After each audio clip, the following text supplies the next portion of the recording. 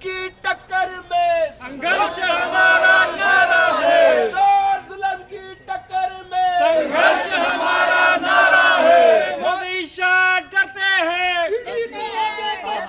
अरे मोदी शाह डरते हैं, सीबीआई को आगे करते हैं, मोदी शाह डरते हैं, ईडी को आगे करते हैं, अरे मोदी शाह डरते हैं, ईडी को आगे करते हैं। बाहर निकला मकाना से, जंग लड़ो बेईमानों से, बाहर निकला मकाना से, जंग लड़ो बेईमानों से। मोदी शाह कैसे है, रंगा पीला जैसे है, केजरीवाल से डरते हैं, ईडी को आगे करते हैं, मोदी शाह कैसे है, रंगा पीला जैसे है। गत दिनों आपने देखा होगा हमारे जो मनीष सिसोदिया जी हैं और शिक्षा मंत्री के साथ साथ उप मुख्यमंत्री दिल्ली भी हैं, उनके ऊपर ईडी ने रेड कर दी। केवल मात्र अभिप्राय ये था कि एक न्यूयॉर्क टाइम के अंदर उनका बहुत बड़ा जो प्रशंसनीय पत्र छपा और ऐसी अखबार में छपा जो विश्व प्रख्यात अखबार है, जहां पे सारी चीजों को देखा जाता है, सारी विश्वसनीयता को देखा जाता है और बहुत मेहनत करने के बाद किसी व्यक्ति का वहां आर्टिकल छपता है और भारतीय जनता पार्टी कहती है कि माननीय सिसोदिया जी ने पैसे देकर छुपाएगा। मैं पूछना चाहता हूं, केंद्र सरकार के पास आज एक एक रुपया है, अरबों करोड़ों रुपए उन्होंने इस देश के लूट लिए हैं। जितने उनके प्राइवेट जितने भी सारे दोस्त थे, जितने बड़े बड़े लाले थे, चाहे वो अडानी हो, अंबानी हो, अरबों करोड़ों रुपए की संपत्ति, सरकारी संपत्तियां उनको नीलाम कर दी गई है। उनके पास अरबों खरबों रुपए है, वो अपना एक आर्टिकल क्यों नहीं न्यूयॉर्क टाइम्स में जो है छपवा पाए। और आज आम आदमी पार्टी ने इसका संज्ञान लिया है। पूरे देश भर के अंदर ऐसे धरना प्रदर्शन चल रहे हैं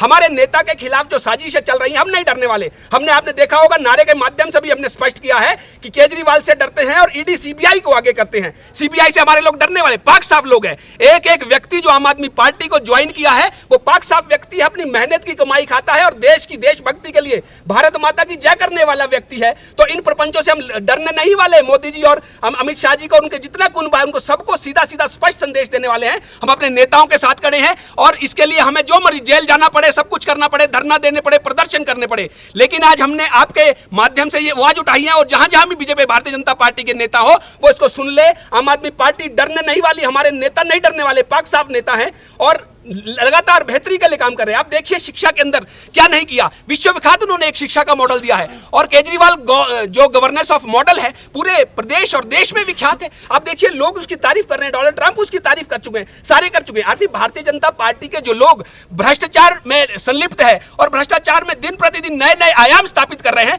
उनके ऊपर लोकल एजेंसियां भी दबिश नहीं कर रही है। लेकिन आम आदमी पार्टी का व्यक्ति जो परिवर्तन लाना चाहता है और कुछ ना कुछ बदलाव लाना चाहता है, बेहतरी, शिक्षा, स्वास्थ्य, सड़क, बेरोजगारी और सारी चीजों में जो बेहतरी कर रहा है, उनको दबिश करने के लिए ईडी और सीबीआई उन्होंने रख रखी है। मैं पूछना चाहता हूं, गुजरात के अंदर हजारों करोड़ों लोग मर गए, वहां पे जो ड्राई स्टेट है, वहां पे शराबबंदी है, वहां भारतीय जनता पार्टी की सरकार है। माननीय मोदी जी और अमित शाह जी जो देश के बहुत बड़े नेता वहां के, उनकी जिम्मेवारी कौन लेगा?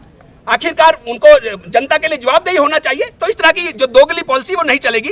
एक भी वहां की लोकल एजेंसी ने उनको दबिश नहीं की और हजारों करोड़ों लोग जो बेईमान है, जिनको भारतीय जनता पार्टी कहती है कि भारतीय जनता पार्टी का दामन थाम लो और पाक साफ हो जाओ, गंगा जल के छींटे और भारतीय जनता पार्टी में जाना एकमात्र हिंदुस्तान में अब ये रह गया है, ताकि आपके ऊपर ना सीबीआई दबिश करे ना कोई अन्य एजेंसियां जो दबिश करे। आम आदमी पार्टी आज सड़कों पर उतरी है। हमारे साथ जिला अध्यक्ष है, हमारे लोकसभा के प्रभारी आष्टा जी हैं, हमारे साथ जेडी चौहान जी है, हमारे संगठन मंत्री है, बाकी माताएं बहनें, हमारे सारे जितने वर्कर हैं, इसी तरह निरंतर धरना प्रदर्शन करेंगे पूरे प्रदेश में, देश भर के अंदर। सीधा और स्पष्ट संदेश जो है हम भारतीय जनता पार्टी के नेताओं, कानूनों को देना चाहते हैं कि इस तरह की दबिश नहीं चलेगी। हम डरने नहीं वाले हैं। हमने एक रुपए की बेईमानी नहीं की है और अगर आपको इससे भी ज्यादा लगता है तो आप अपने नेताओं का नार्को टेस्ट करवा लो, हमारे एक एक वर्कर का नार्को टेस्ट करवा लो। जो भी दोषी पाया जाएगा उसको सलाखों के पीछे डाल दो। हम जाने के लिए तैयार है। अगर हमारे पीछे हमारे बारे में एक भी चीज किसी को कोई मिलती है, हमारे नेताओं को तंग करना वो बंद करे, उन्हें काम करने दीजिए। हमारे सुप्रीमो ने ठीक कहा कि अगर माननीय मोदी जी के खिलाफ 4 एफआईआर दर्ज करवा ली जाए एज ए प्रधानमंत्री, कोई भी करवा सकता है,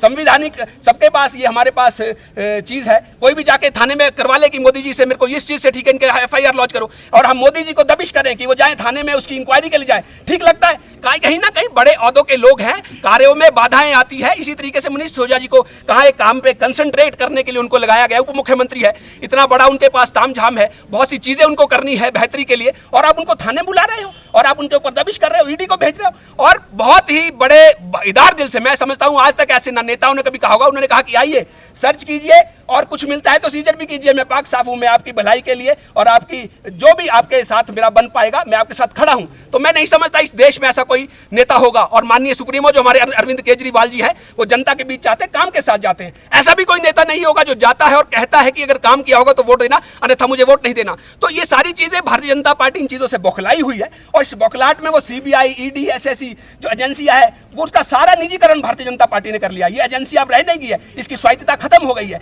हमें केवल जो कानून व्यवस्था पे आम आदमी पार्टी को भरोसा रह गया, और वहां भी पहले भी कानून व्यवस्था में हमें पूरा भरोसा था, वहां पे हम पाक साफ निकले हैं, अब भी हम वहां से पाक साफ निकलेंगे। लेकिन भारतीय जनता पार्टी के खिलाफ हम जंग रोड से लेकर जेलों तक करने वाले हैं।